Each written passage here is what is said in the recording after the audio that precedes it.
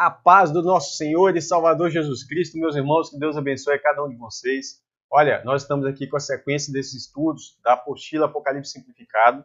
Você que está chegando agora, né? Fique atento aí, ó. Essa apostila está liberada para você baixar. O link vai estar na descrição desse vídeo e dos outros, né? Do seminário Apocalipse Simplificado.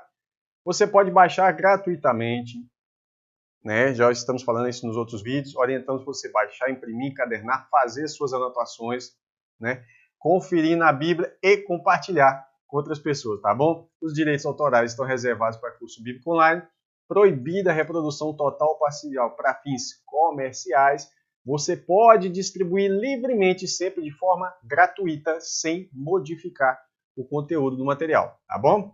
Se você quiser o uso licenciado em livros, apostila, vídeo e outras coisas para materiais didáticos, entre em contato com a gente por esse e-mail, contato@cursobiblicoonline.com.br, tudo bem?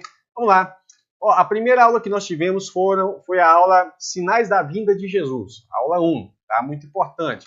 Aula 2, fundamental, o arrebatamento e a vinda de Cristo. Ah, pastor, ficou alguns detalhes, vamos trabalhar os detalhes também, tá bom? Terceira aula, quando ocorrerá a ressurreição dos santos? Tá? Essa aula complementa essa e essa aqui também. Então, essa aula do meio, essa aula do arrebatamento, meus irmãos, é fundamental. Tudo bem? E aí, fizemos também a aula As Principais Características do Anticristo. Hoje também vamos falar um pouco do Anticristo, claro. Não tem como falar de Apocalipse sem falar desse personagem que está relacionado ao tempo do fim. Tá ok? Hoje vamos fazer a aula 4, aliás, é a aula 5, né? Está escrito errado aí, que é preterismo, perguntas e respostas. Será que Jesus Cristo já veio? Bem, é isso que o preterismo ensina, que Jesus Cristo já veio, a vinda já ocorreu, tá? Vamos lá. Preterismo, perguntas e respostas. Bem, para falar sobre o preterismo rapidamente, né? O preterismo, ele ensina o seguinte. Coloquei um asterisco e já vou explicar sobre ele primeiro, tá? Às vezes chamado de preterismo completo ou pleno também, tá? Distinguindo-se do preterismo parcial. Pelas perguntas, eu percebo que as perguntas feitas estão relacionadas ao preterismo completo. Ambos os casos fazem distinção entre a vinda e o dia do Senhor. Para eles são duas coisas diferentes que também já teria ocorrido, ok? Vamos lá. Então, esse caso que nós estamos avaliando, eles dizem que a vinda, a parousia, já ocorreu quando? Em 70. Tá? Então, no fim da história, não vai haver a parousia. A ressurreição e arrebatamento também já ocorreu. E não haverá, então, ressurreição nem arrebatamento. O juízo final já ocorreu. Então, nesse ponto de vista, não haverá juízo final. Torna a repetir, para quem precisa desenhar, mastigar, engolir, aqui, ó, pus o asterisco, nós estamos tratando do preterismo completo, que é um pouco diferente, alguns detalhes em relação ao preterismo parcial. Vamos lá. Vamos verificar se tudo isso aqui já ocorreu mesmo, né? A vinda de Jesus, a ressurreição, o arrebatamento, o juízo final, isso teria ocorrido em 70 depois de Cristo. Então tá aí o tal do preterismo pleno, preterismo, o clássico, né? Ele diz o seguinte, que da primeira vinda de Jesus, aí vem a morte na cruz. Quando chega em 70 depois de Cristo, acontece a destruição de Jerusalém, do templo, né? E isso seria Jesus vir sobre as nuvens. Eles vão usar alguns versos como base, né? Então, vou colocar um comentário do Sproul aqui, que diz o seguinte, preterismo parcial. O Sproul fala o seguinte, muitas das profecias do futuro se cumpriram no século I, nessa visão, não é a visão do autor, né? É um comentário. Muitas das profecias do futuro se cumpriram no século I.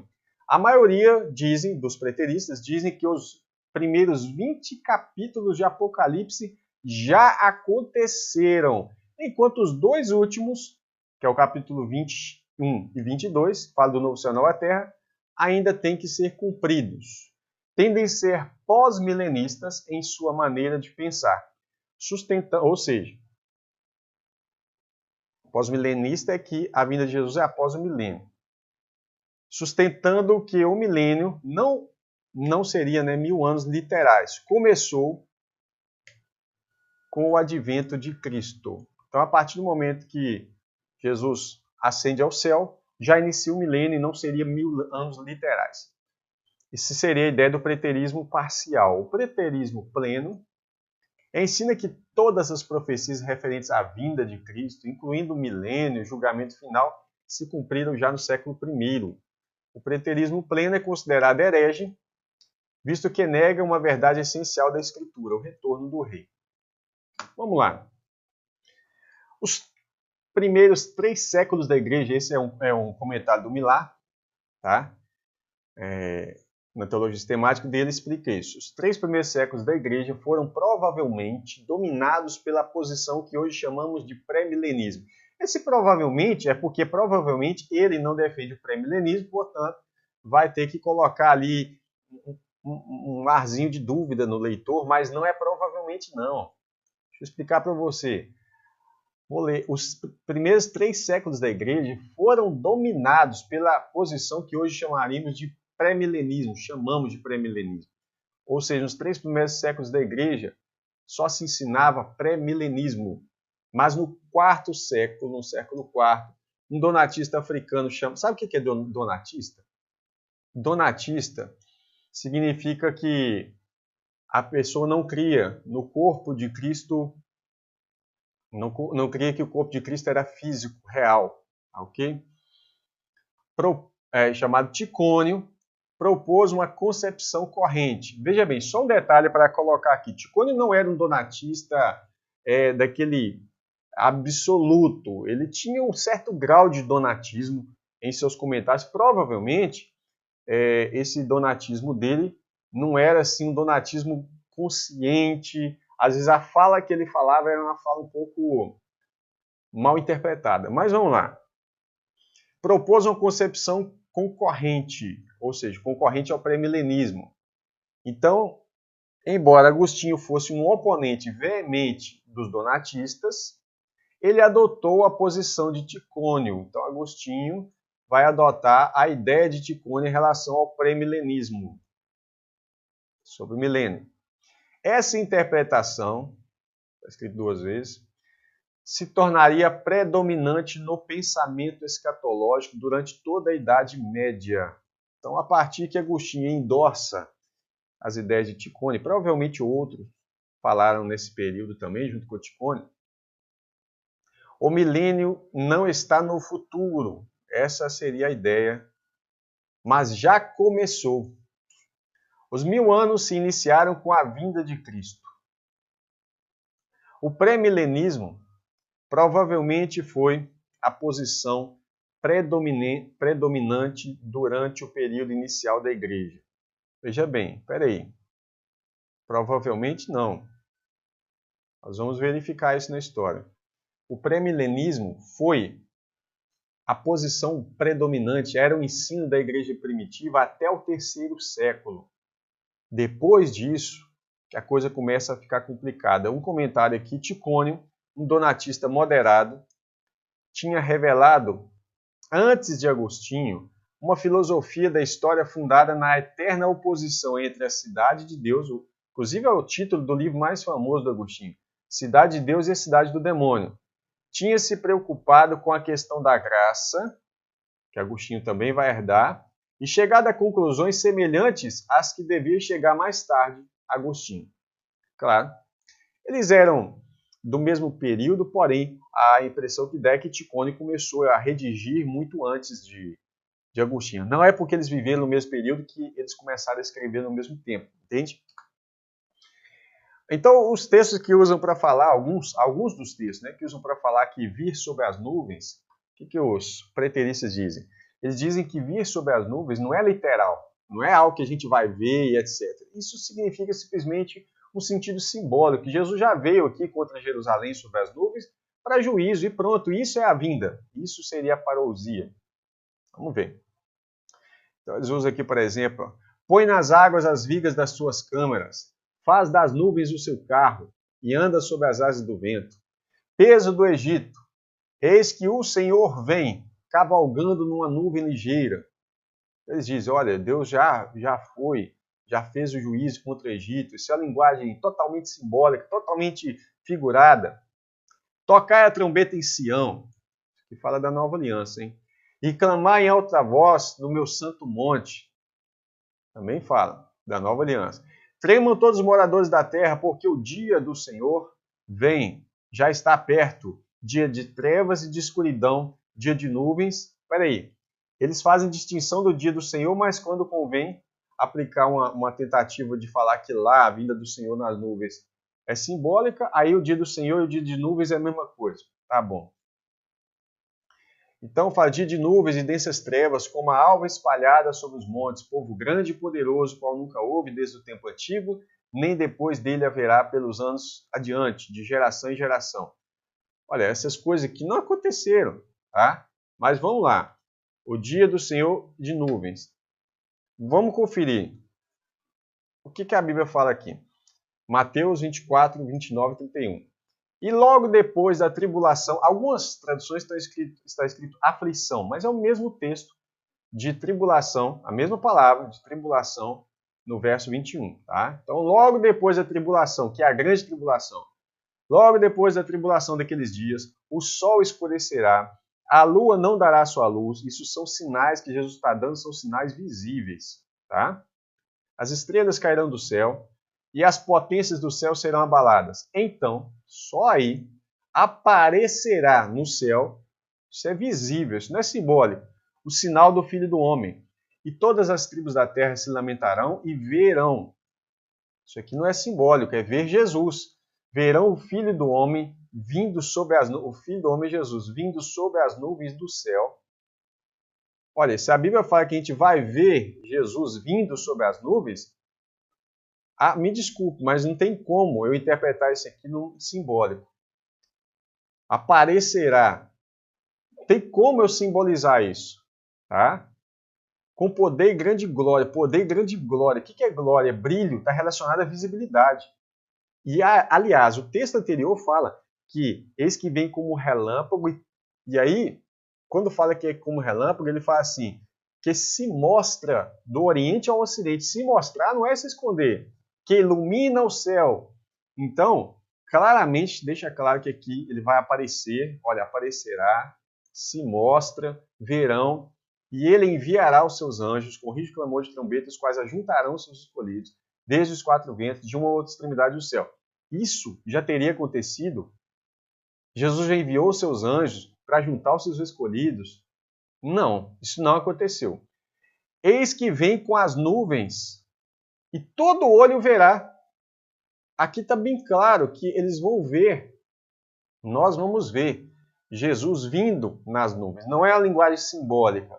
Até mesmo os que o transpassaram, todas as tribos da terra lamentarão, a mesma coisa aqui. Tá? Está falando do mesmo período. Todas as tribos da terra se lamentarão. Sobre ele, sim. Amém. Agora veja bem. Você vai entender por que esse texto está em Apocalipse e por que isso não faz sentido nenhum já ter acontecido em 70 depois de Cristo. Tá bom? O preterismo pleno ou completo é também conhecido como hiperpreterismo. Então você pode aparecer aí, preterismo pleno, completo, hiperpreterismo, um monte de coisa. E tem ensinado a mesma heresia condenada nas Sagradas Escrituras. A palavra desses, olha o que está escrito, Paulo fala aqui. Ó. A palavra desses, Himeneu e Fileto, roerá como gangrena, entre os quais Himeneu e Fileto, os quais se desviaram da verdade, dizendo que a ressurreição era já feita e perverteram a fé de alguns. É claro, queria deixar bem claro que as perguntas que foram feitas, que eu vou colocar aqui agora para vocês, não foram feitas por alguém que é defensor do preterismo pleno, completo, hiperpreterismo importa. Mas é um irmão que ele perguntou com toda sinceridade, porque ele vê algumas coisas que fazem nessa escola teológica, escatológica. Só que aqui ele fala assim, olha, se desviaram da verdade e perverteram a fé de alguns, porque diziam que a ressurreição era já feita. E é exatamente isso que o preterismo pleno, completo, faz. Tá certo? A pergunta 1. Em verdade vos digo que todas essas coisas hão de vir sobre essa geração? Mateus 24, 34. Aí a pessoa diz, todas as coisas aconteceram naquela geração, mais claro do que o dia do sol. Pronto, checkmate, acabou. Então se tudo já aconteceu, Jesus já veio, tudo já aconteceu. Porque o Filho do Homem virá na sua glória, na glória de seu Pai, com os seus santos anjos, né, com os seus anjos. E então dará a cada um segundo as suas obras. Essa foi a pergunta 1. E a pergunta 6 foi essa. Vou explicar por que eu pulei do 1 para o 6. Aprenda a lição da figueira. Quando seus ramos se renovam, suas folhas começam a brotar, vocês sabem que o verão está próximo. Assim também, quando virem essas coisas acontecendo, saibam que ele está próximo às portas. Eu lhes asseguro que não passará essa geração sem que todas essas coisas aconteçam. Então, as duas falam sobre a mesma coisa. Todas essas coisas aconteceriam naquela geração e aqui também. A pergunta 1 e 6. Então, foram respondidas juntamente, né? Respondida essa aqui juntamente com a primeira. Não passará essa geração. O que quer dizer isso? Jesus fala assim. Jesus tinha dado todos os sinais da vinda. A partir do verso 15 de Mateus 24, ele começa a falar então da abominável desolação. Então, a partir daí, ele está falando sobre, daquele momento para frente, ele diz, aprendam, pois, da figueira a sua parábola. Quando já o seu ramo se torna tenro e brota folhas, sabeis que está próximo o verão.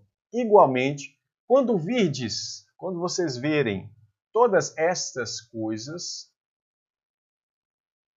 ou esses sinais que eu estou dando, sabeis que ele está próximo, mesmo, às portas. Em verdade vos digo que não passará esta geração sem que todas essas coisas se cumpram. Passará o céu e a terra, mas as minhas palavras jamais passarão. Então ele fala, quando ver essas coisas, que geração? Eu preciso saber, quando vocês verem essas coisas, todas essas coisas, não vai passar essa geração que vê. Muita gente confunde essas palavras, mas basta reler o texto que temos a elucidação do que o Senhor Jesus Cristo estava falando quando citou essa parábola a fim de ilustrar os eventos que precedem a sua vinda. Quem seria essa geração a qual o Senhor Jesus se refere? Essa é a geração que vai presenciar a abominação da desolação, ou seja, ela vai vir. Portanto, não se trata da geração que estava presente em Jerusalém naqueles dias. Afinal, o próprio Senhor Jesus conclui dizendo que tudo seria cumprido quando estes sinais acontecessem, né? O que certamente não aconteceu naquele tempo. Por exemplo, a vinda de Cristo e o arrebatamento. Não passará essa geração sem que todas essas coisas se cumpram. Observe, quando virdes o quê? Quando virdes, pois, virdes que a abominação da desolação, que falou o profeta Daniel, está no lugar santo, quem lê entenda. Aí, o que alguns fazem? Pegam o texto das 70 semanas, Daniel 9, e falam que depois das 72 semanas será cortado o Messias, mas não para si mesmo. Jesus será assunto ao céu. E o povo do príncipe que há de vir destruirá a cidade santa. Um detalhe, quem destruiu a cidade santa não foi o príncipe, foi o povo, tá? O povo dele. O príncipe que há de vir aqui não era Tito, não era nenhum homem que já passou. Será o anticristo, é o príncipe que há de vir. No passado, o povo dele destruiu a cidade santa e o santuário. Mas ele não veio ainda. E o seu fim? Então vamos lá, o povo do príncipe que há de vir destruirá a cidade santa e o santuário, e o seu fim será com inundação. E até ao fim haverá guerra. Estão determinadas as assolações. E ele firmará aliança com muitos. Sabe o que dizem? Dizem que ele que vai firmar aliança com muitos é Messias, é a nova aliança. Por uma semana. E na metade da semana fará cessar o sacrifício. Olha para você ver. Aí eles dizem que Jesus, quem fez cessar o sacrifício foi Jesus, lá na cruz.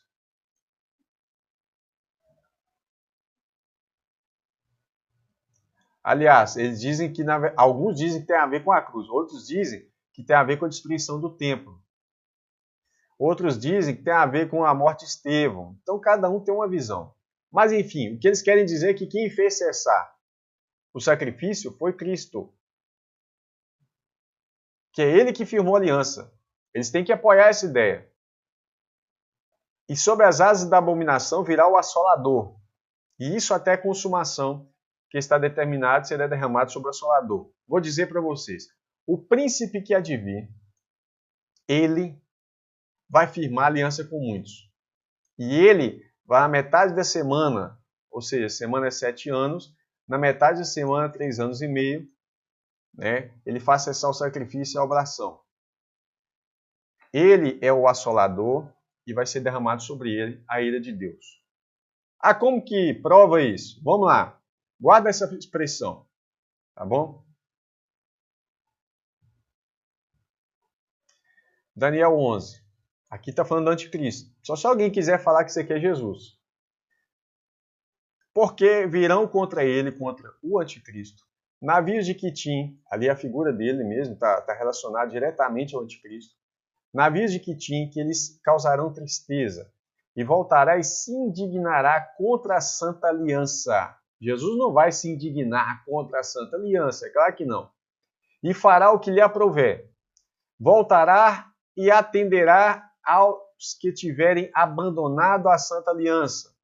Esse não é o propósito de Jesus. E braços serão colocados sobre ele, que profanarão o santuário e a fortaleza, e tirarão o sacrifício contínuo, estabelecendo a abominação desoladora. Irmãos, quem faz cessar o sacrifício contínuo é ele. Ele tira o sacrifício contínuo. Ele é o anticristo, é o iníquo, é o iníquo. Iniquidade está relacionada com o pecado, é o homem do pecado que tira o sacrifício contínuo, não é Jesus. A abominação desoladora, na verdade, é ele mesmo. Seja com a sua imagem, com toda a sua ação. Então, quando vocês virem o anticristo, aí vai começar o que Jesus diz em Mateus 24, aí vai começar a perseguição. Olha o que Irineu fala, Irineu de Leão. Olha o ano que ele está falando isso, 130, 200 depois. Depois, olha para você ver, pouco tempo depois da destruição do templo, pouco tempo depois, que foi em 70, ele é de 130, a igreja primitiva aqui, no caso a igreja pós-apostólica, inicial ali, ela ainda falava de algumas coisas que o preterismo jamais poderia, primeiro, explicar isso aqui. Como que a igreja em 130 a 200 estava falando o seguinte: correm ainda o perigo, e este não leve, perigo não leve, os que pensam erroneamente conhecer o nome do anticristo. Porque se o que deve vir, o que deve vir, o anticristo deve vir. Ou seja, se o anticristo já tivesse vindo em 70, jamais Irineu iria falar do anticristo. Porque o que deve vir tem nome diverso do que eles pensam, facilmente, ou um nome diferente, facilmente serão seduzidos por ele, pensando não ser aquele de quem se deve guardar, bem sabendo que se o seu nome, o nome do anticristo, e ele dá o nome de anticristo mesmo, não é só do espírito do anticristo, ele está falando aqui do iníquo. É por isso que a igreja continua sempre dando o nome de anticristo para o homem do pecado. A igreja sempre fez isso, a igreja sempre chamou ele de anticristo, e a prova está aqui. É uma das provas. E ele fala, bem sabendo que se o seu nome, o nome do anticristo, tivesse de ser proclamado ao nosso tempo, ou seja, o nome do anticristo não é, eu falei disso no vídeo passado sobre o anticristo, não é manifestado aos homens, já teria sido manifestado pelo vidente ou quem teve a visão, tá? Assim eram chamados profetas antigamente. Você pode testar isso, por exemplo, no livro de Samuel. Já teria sido manifestado pelo aquele que viu o Apocalipse, que é João. João falaria o nome do anticristo, por que não? Porque não faz muito tempo que ele, o Apocalipse, a visão do Apocalipse foi visto. E sim, próximo aos nossos dias. Ou seja, João viu o Apocalipse próximos aos dias de Irineu, no fim do reinado de Domiciano. Domiciano reinou entre 81 e 96. Uau! Irineu está falando o seguinte, gente, não fica tentando descobrir o nome do anticristo, não. E ele vai dar vários exemplos na sequência. Ele dá muitos exemplos de nomes que dão 666. Mas ele está dizendo, olha, se o nome fosse do nosso interesse agora, João teria falado. Por quê? Olha a calma dele em falar sobre isso. Por quê? Não faz muito tempo que João teve a visão do Apocalipse, foi no final, né, do reinado de Domiciano. Ou seja, Domiciano reinou entre 81 e 96, o Apocalipse é datado entre 90 e 97. Então, pelo testemunho de Irineu, está mais próximo de 97 ali. Está entendendo? Aí eu pergunto, peraí, o Apocalipse fala do anticristo depois de 70? Sim, depois de 70. Então, como que o Apocalipse já teria ocorrido, sendo que João vai ter a visão depois que ele ocorreu? Claro que não. Irineu ainda fala, conhecendo, pois, com certeza o número, que é o 666, indicado pelas Escrituras, isso é, 666, devem primeiramente esperar. O que nós devemos fazer? Esperar a divisão do reino entre os 10 reis. Isso joga por terra um monte de coisa, um monte de teoria. E depois, quando eles reinarão, pensando em aumentar o seu poder e ampliar o seu reino, prestar atenção ao homem que, tendo no nome o número indicado, virá improvisamente reivindicar o reino e aterrorizar esses reis, a fim de saber que ele é realmente a abominação da desolação. Ou seja, o que a igreja ensinava? Que a abominação desoladora ou abominável desolação nada mais é do que ele próprio, do que o anticristo. Ele é a abominável desolação. Ele vai tirar o sacrifício contínuo, ou seja, o culto, vai proibir culto a qualquer divindade que não seja ele mesmo. É isso.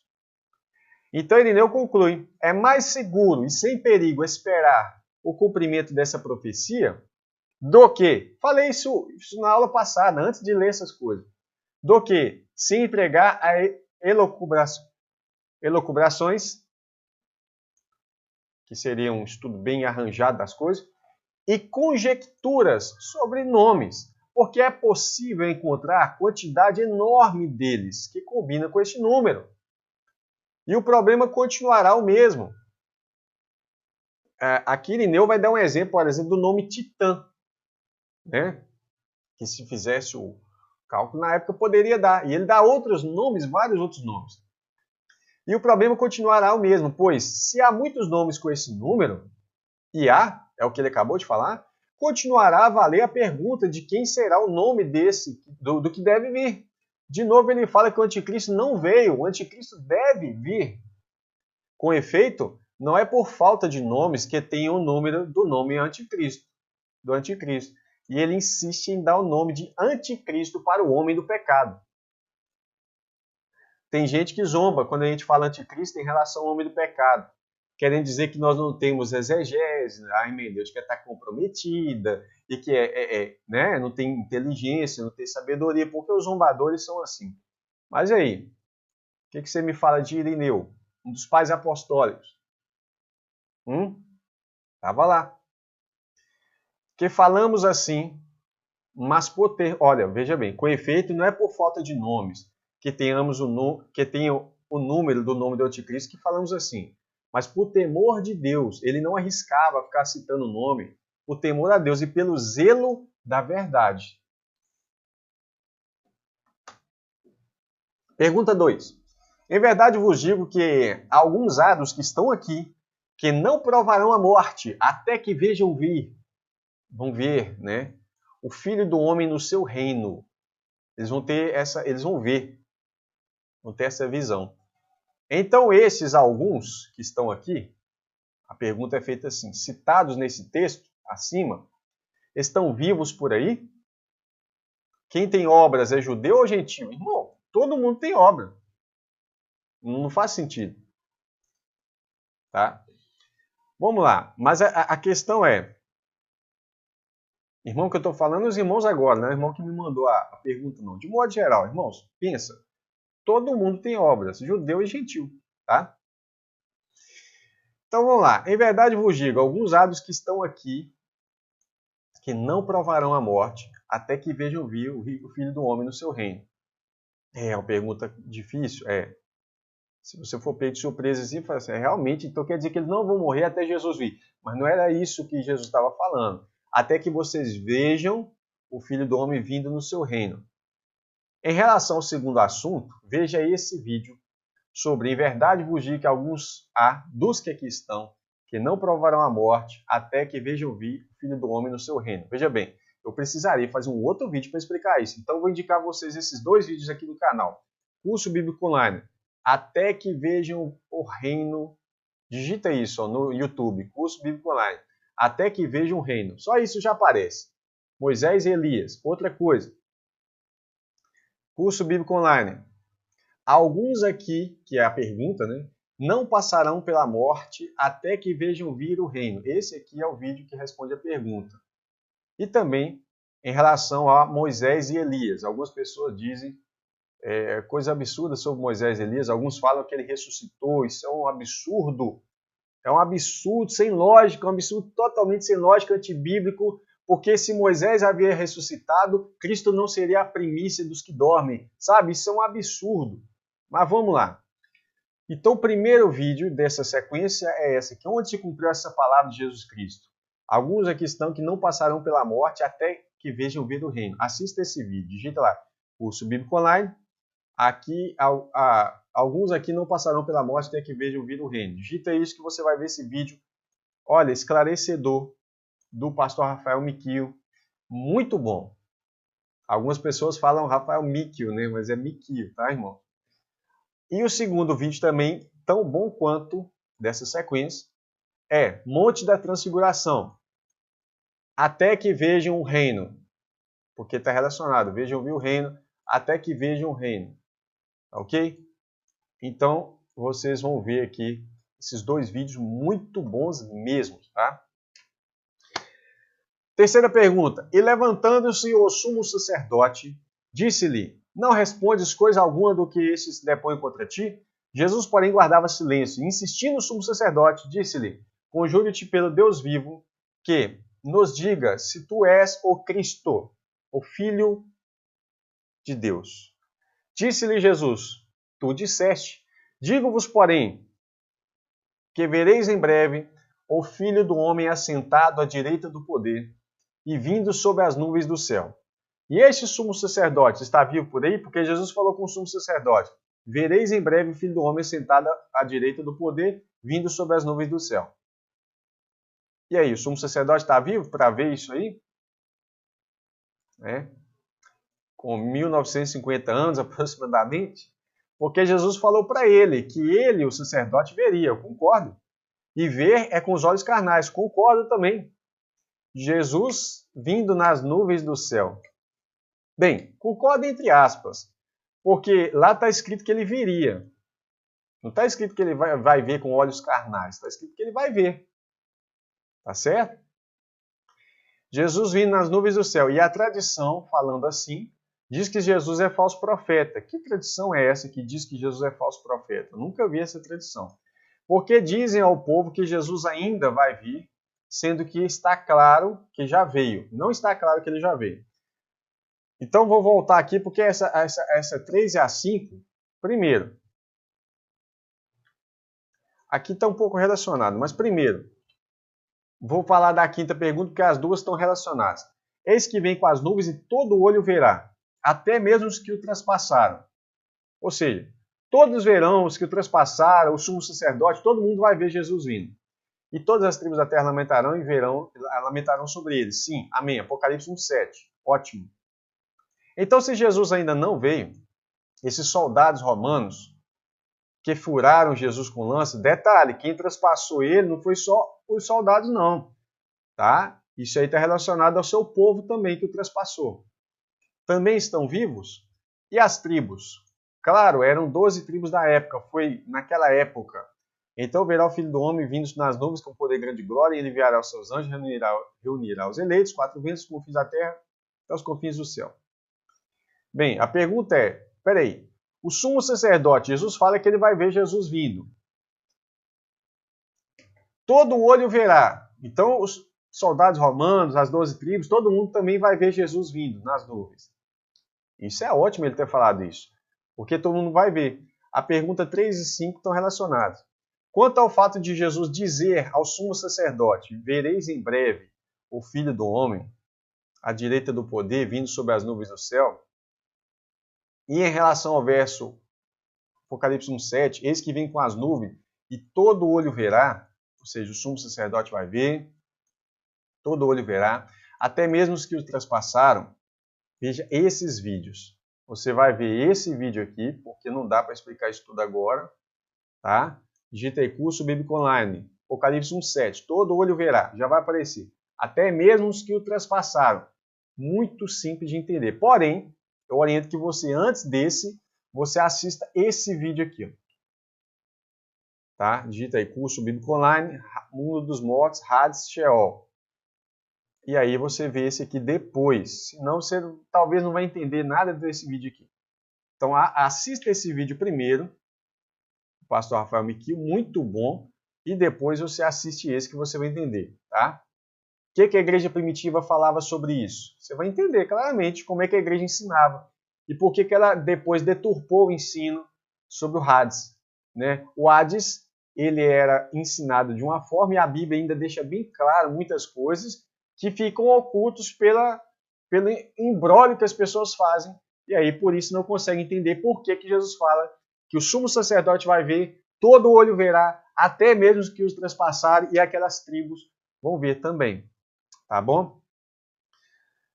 Pergunta 4. E Pedro, voltando-se, viu que o seguia aquele discípulo a quem Jesus amava, e que na ceia se recostara também ao seu peito, e que dissera, Senhor, quem é este que há de trair?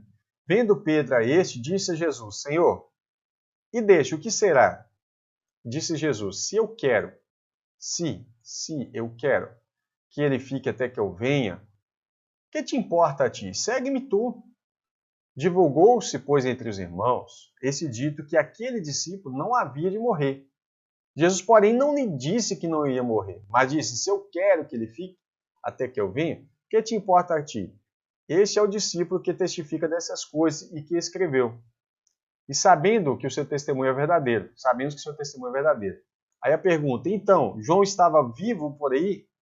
Está vivo por aí com mais ou menos 950 anos? Inclusive tem gente que acredita nisso. Olá. Disse Jesus, se eu quero que ele fique até que eu venha, que te importa? Segue-me tu. Divulgou-se, pois, entre os irmãos que aquele discípulo não havia de morrer. Jesus, porém, não disse que não morreria. Mas se eu quero que ele fique até que eu venha, que te importa a ti? Veja que Jesus não disse que não morreria. Então, por que a pergunta, então João está vivo por aí? Jesus não falou que ele não morreria, percebe? Então essa pergunta nem é válida. Mas, Jesus não disse que ele ficaria vivo até a vinda. Nem faz sentido Jesus ter vindo e ele morrer. Se Jesus já vem em 70 e ele morreu, também não faz sentido. O que ele disse foi, se eu quiser, eu faço. E não disse, eu vou fazer. Ele não falou isso. Entende? Assim, Jesus estava apenas usando uma expressão hipotética para afastar toda curiosidade. O que te importa? Aqui, ó. O que te importa? Afastar a curiosidade e possível disputa entre os discípulos, como já aconteceu anteriormente. Você vai ver aqui que eles estavam disputando quem era maior. E aí Pedro, curioso, vai lá, e esse aí, que o senhor que fica aí encostado com o senhor, o que o senhor vai fazer dele? Não te interessa. É simples. Se eu quiser que ele fique vivo até eu voltar, e daí? É isso que Jesus disse. Ele não disse ele vai ficar vivo. E o texto está bem claro sobre isso. Pergunta 7. Quando virem Jerusalém rodeada de exércitos, vocês saberão que a sua devastação está próxima. Então os que estiverem na Judéia fujam para os montes, os que estiverem na cidade saiam, os que estiverem no campo não entrem na cidade. Pois esses são os dias da vingança em cumprimento de tudo o que foi escrito. Aí a pergunta, foi pouco, foi metade ou foi tudo que estava escrito na Escritura que se cumpriu? A resposta, quando virem Jerusalém rodeada, a sua devastação está próxima, a devastação de Jerusalém. Esses são os dias da vingança em cumprimento de tudo o que foi escrito. Observe que se trata de cumprir todas as coisas que estão escritas acerca da destruição de Jerusalém. Não cumprimento de todas as outras profecias. Ali não cumpriu todas as outras profecias. Claro que não. E a última pergunta, 8. Quando, pois, vos perseguirem nessa cidade, fugi para outra. Porque em verdade vos digo que não acabareis de percorrer as cidades de Israel sem que venha o filho do homem. Aí ele coloca filho de José e Maria. Peraí, ele não era filho de José literal, mas foi adotivo. Então ele era tratado como filho de José sim. Mas filho do homem não se refere apenas a isso. Vamos lá. Aqueles apóstolos estão percorrendo até hoje?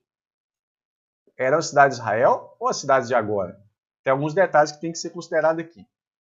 Quando vos perseguirem nessa cidade, fugir para outra. Vamos lá? Primeiro, observe a expressão usada, sem que venha o filho do homem, filho de José e Maria. Espera aí.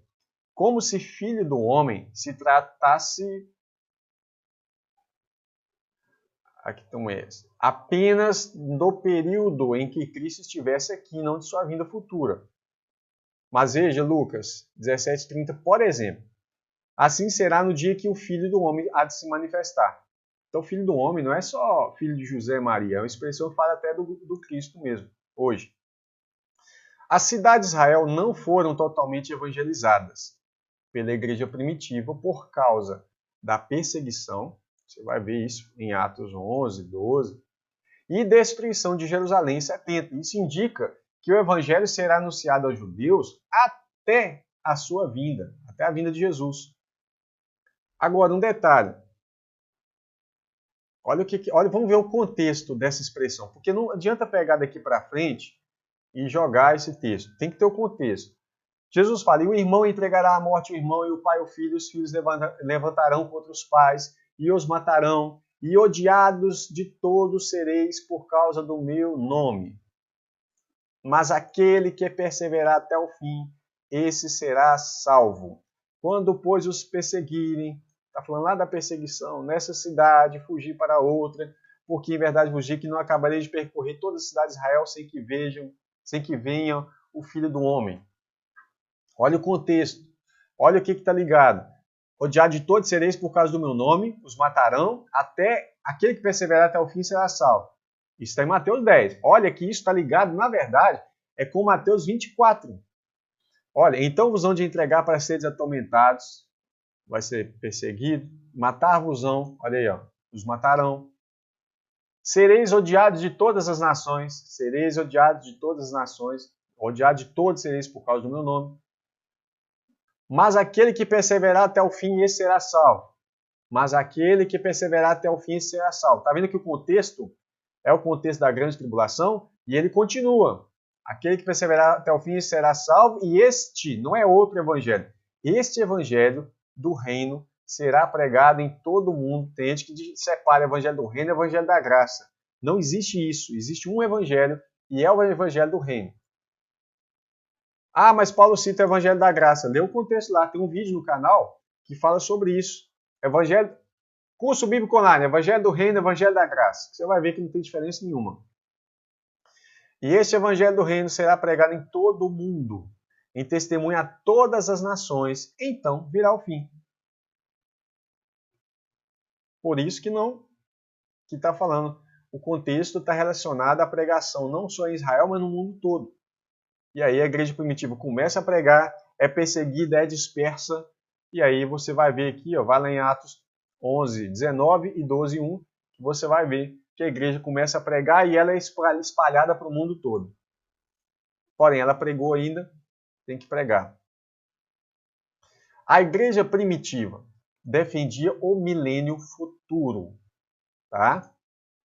Adidaquê, Policarpo, Clemente de Roma, Barnabé, Papias, Pastor de Hermas, Dionísio, Inácio de Antioquia, Justino Mártir, Irineu, Tertuliano, Hipólito, Cipriano, Comodiano, que é menos famoso, Nepos também, que é citado por Dionísio, Lactâncio e outros. Detalhe, Eusébio, olha, detalhe importante.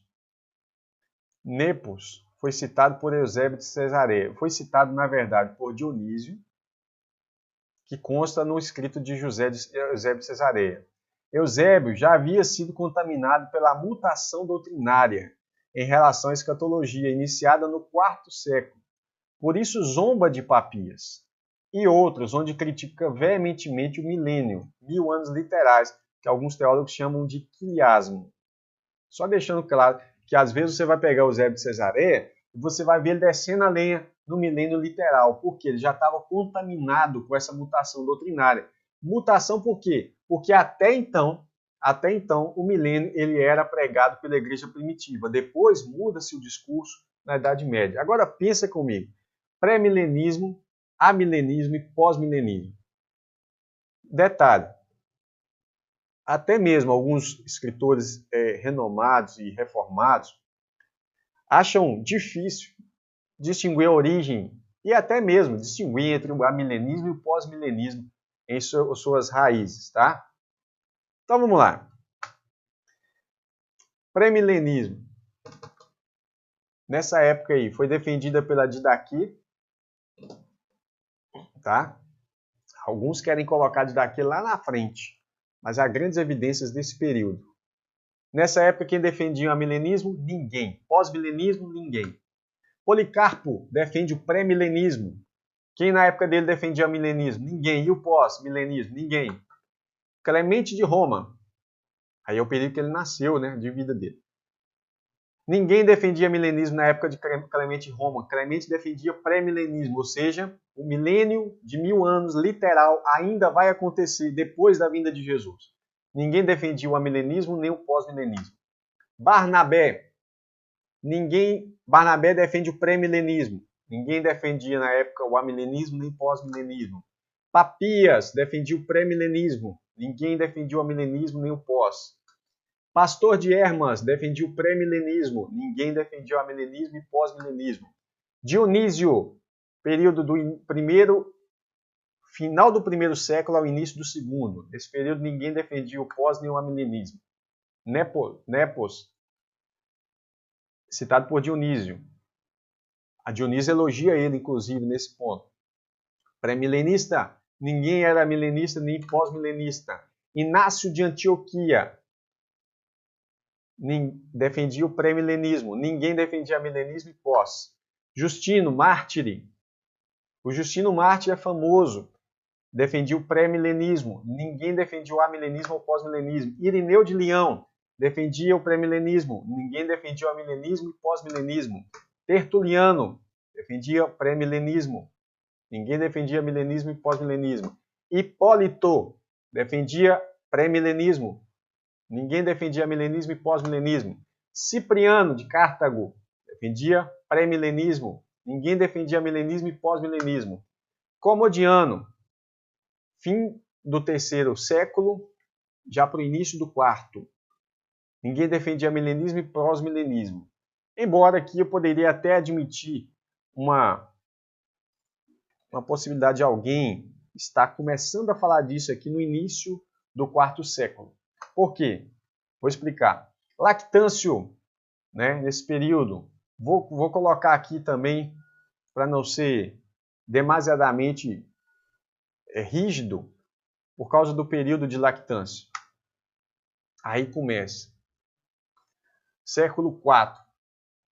Eusébio de Cesareia e Ticon. Eusébio de Cesareia, coloquei aqui no amilenismo. E pós, por quê? Ambos têm as mesmas raízes. Ticônio, Agostinho, tudo isso começa a partir do quarto século. Ah, pastor, mas Eusébio nasceu no terceiro século, sim. Mas ele começa a escrever as coisas, ele já era adulto, ele já era um homem formado.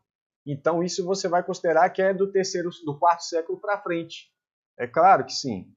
Então, você vai observar que o século IV é onde começa essa mutação doutrinária em relação à escatologia. Até então, todos esses... Eu vou fazer um ciclo mais bonitinho aqui, ó.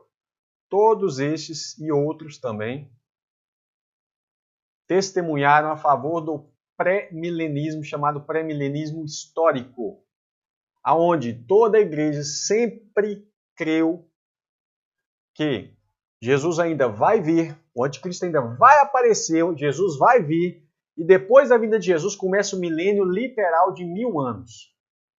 Do jeitinho que está escrito na Bíblia. A igreja sempre acreditou assim. E aí, isso aqui começa a surgir depois. Tá? Estou mostrando prova histórica além das provas bíblicas. Papias vai falar o seguinte: mas depois que esse anticristo, aqui mais uma prova que a igreja sempre chamou o homem do pecado de anticristo, tá? Aos sabidões, que tem um monte de sabidão aí, vai corrigir e falar, não, anticristo é só o espírito do anticristo. Não, o homem do pecado também é. Mas depois que esse anticristo tiver devastado todo esse mundo, ele reinará durante 3 anos e 6 meses, se assentará no templo, em Jerusalém. Papias diz isso. Então o Senhor virá dos céus nas nuvens, na glória do Pai, e enviará esse homem. Só um detalhe que eu vou falar. Nós consideramos todos esses homens aqui infalíveis, perfeitos, ou seja, inspirados pelo Espírito Santo no sentido das Escrituras? Não. Isso não é Bíblia, isso não é segunda Bíblia, mas é testemunho histórico do que a igreja cria e do que a igreja sempre pregou. Isso é inegável, tá certo? Então o Senhor virá dos céus nas nuvens. Papias está falando isso depois de 70, que Jesus vai vir nas nuvens, na glória do Pai, e enviará esse homem e seus seguidores para o lago de fogo. Esse homem que ele está falando é o anticristo. E os seus seguidores para o lago de fogo, que seriam os falsos profetas. Mas trará para os justos os dias do reino, ou seja, o descanso, o bendito sétimo dia. Sabe o que é o sétimo dia que ele está falando? Do milênio. Porque um dia para o Senhor é como 1000 anos. 1, 2, 3, 4, 5, 6 mil anos passariam, ou seja, 4.000 anos antes de Cristo, 2.000 anos até a vinda de Cristo, mas era o calendário de Deus, né? Porque o calendário humano ele tem uma falhazinha de alguns anos para trás, para frente, a contar a partir do período da morte de Jesus, né? Então, 2.000 anos. Agora, o sétimo dia é o milênio, que é o quê? 1000 anos literais, como 1000 anos literais para cada um desses anos atrás. Trará para o justo dias do reino o descanso, o sábado significa descanso, o bendito sétimo dia, e restaurará a Abraão a prometida esperança, em cujo reino haveriam de sentar-se com Abraão, Isaque e Jacó. Assim a bênção predita pertence, sem sombra de dúvida, aos dias do reino, quando os justos terão domínio sobre a própria ressurreição. Barnabé. Alguns dizem, não, Barnabé foi o pai do amilenismo. Ah, é? Olha que interessante, Barnabé concorda com Papias. Prestai atenção, filhos, sobre o que significa terminou no sétimo dia a sua obra. Isso significa que o Senhor consumará o universo em 6.000 anos. Jesus fala, meu pai trabalha e eu trabalho também, até hoje. Pois um dia para ele significa 1000 anos. Então um dia significa 1000 anos. Ele próprio atesta dizendo, eis que um dia para o Senhor é como 1000 anos. Portanto, filhos, em 6 dias, que são 6.000 anos, o universo será consumado. E ele descansou no sétimo dia. Isso quer dizer que seu filho, quando vier, Jesus não tinha vindo. Barnabé, quando vier, para pôr fim ao tempo do iníquo, Jesus vai vir. Quando ele vir no futuro, para pôr fim ao tempo do anticristo, para julgar os ímpios e mudar o sol, a lua, as estrelas, então ele, de fato, repousará no sétimo dia. Ele fala do repouso. Tá vendo, irmãos? Aqui eu deixei aqui só para um detalhe, né? Ele fala assim, ele finalmente lhes disse, não suporta vossos neumênios, vossos sábados, veja como diz, não são sábados atuais que me agradam, mas aquele que eu fiz, ao milênio, no qual depois de ter levado todas as coisas ao repouso, farei o início do 8º dia, isso é, o começo do outro mundo. Eis porque celebramos como festa alegre o 8º dia. O que é o 8º dia? O que ele está falando que celebramos o 8º dia? O domingo.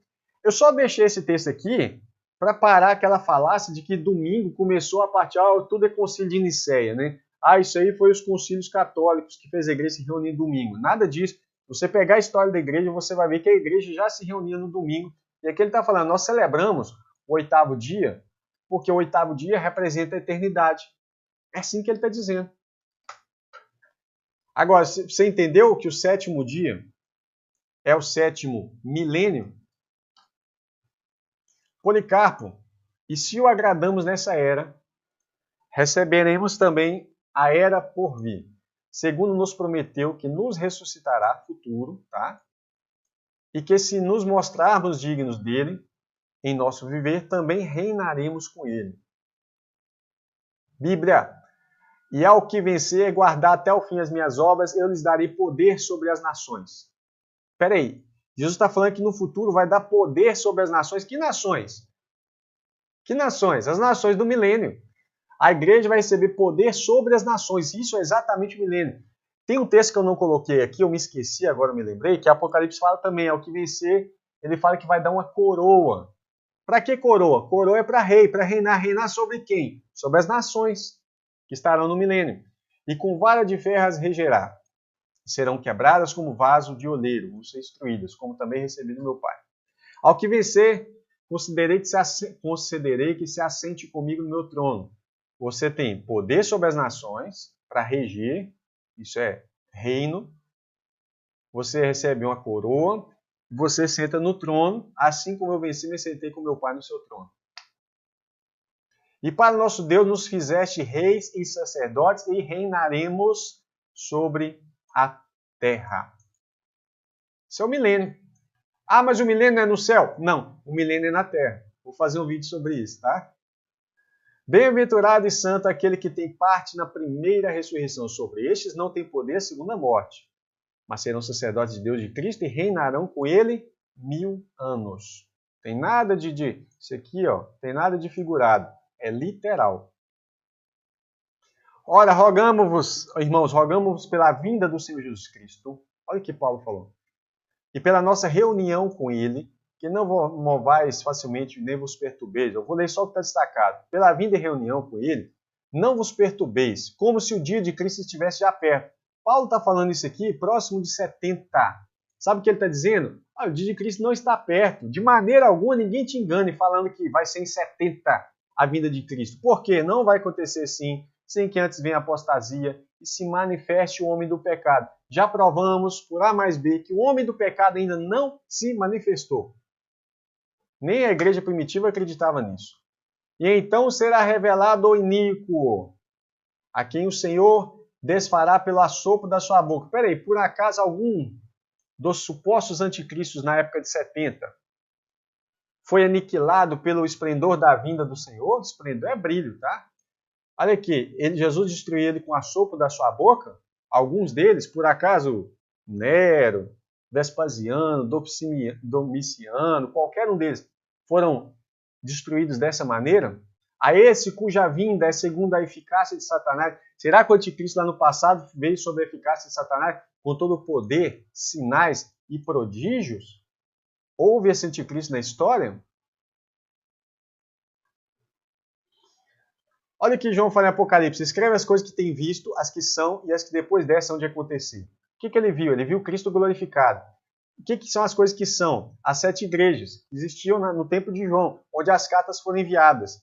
E as que depois dessas hão de acontecer. Peraí, João está escrevendo de coisas que ainda vão acontecer no futuro? João está escrevendo de coisas que vão acontecer no futuro. Para mostrar aos seus servos as coisas que breve hão de acontecer. Apocalipse 1, 22, 6. Ah, mas aqui está falando que vai ser breve. Olha, veja bem, toda estrutura profética escatológica fala que é breve. Tá certo? Depois dessas coisas, do ponto de vista de Deus, isso é breve. Depois dessas coisas, olhei e eis que estava uma porta aberta no céu. E a primeira voz, com som de trombeta, ouvira falar comigo e disse: sobe aqui e mostrar-te-ei as coisas que depois dessas hão de acontecer. Alguns textos, está escrito aqui no verso 2, que ele foi arrebatado. Não existe a palavra arrebatado no texto original, tá? Pode pesquisar. E aí ele está falando aqui, ó, uma voz como de trombeta. Qual é a voz de trombeta que ele está ouvindo? essa trombeta? Está relacionado também, né, com o toque da última trombeta. As coisas que depois dessas vão acontecer. Do Apocalipse 4 até o Apocalipse 22, são as coisas que depois dessas vão acontecer.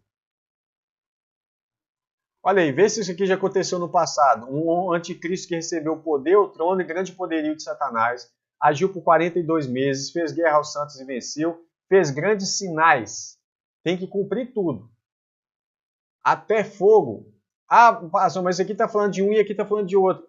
Quem fez isso na história? Grandes sinais, até fogo fez descer do céu, a terra. Ah, isso é simbólico. Não, não é simbólico. À vista dos homens. Engana os que habitam na terra com sinais. Quando que aconteceu isso na história?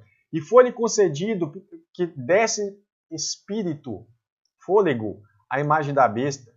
Também que a imagem da besta falasse. Isso aconteceu na história, no passado. Faz que todos, pequenos, grandes, ricos, pobres, livres e servos, sejam postos um sinal na sua mão direita ou nas suas testas, e ninguém possa comprar ou vender, senão aquele que tem o sinal, o nome da besta ou o número do seu nome. Isso aconteceu na história? Não. A besta e os reis da terra, seus exércitos reunidos para fazer guerra, aquele que está sentado sobre o cavalo e seu exército. A besta foi presa e os falsos profetas que fizeram sinais, esses tais sinais, né? Até fogo cair descer do céu.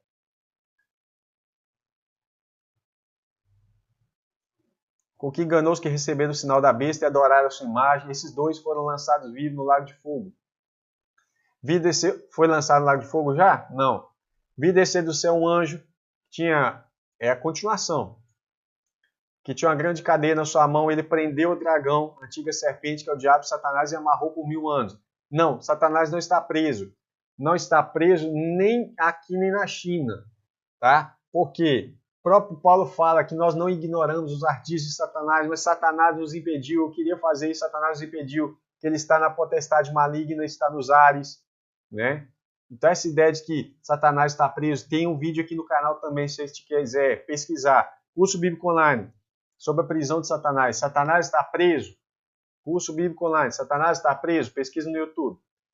E o diabo que os enganava foi lançado no lago de fogo, onde estão a besta e o falso profeta. Por quê? Aqui, quem foi lançado? No lago de fogo, a besta e o falso profeta. Depois dos 1000 anos, Satanás vai ser lançado e a besta e o falso profeta ainda estão lá. E viu um grande trono branco. Isso já aconteceu? O juízo final já aconteceu? Não. Então, só para você entender, eles explicam que tudo isso já aconteceu daqui até 70 depois de Cristo, no ano 70. Por causa da vinda de Jesus nas nuvens, já aconteceu tudo isso. Mas peraí, o Apocalipse de João foi escrito em 90 até 97, provavelmente pelo testemunho dos antigos, 97 depois de Cristo. O Apocalipse é revelação. Faz sentido Deus revelar aqui? Deus tinha que revelar antes de acontecer. Não faz sentido Deus revelar depois que aconteceu. Isso não é revelação, isso é contar a história.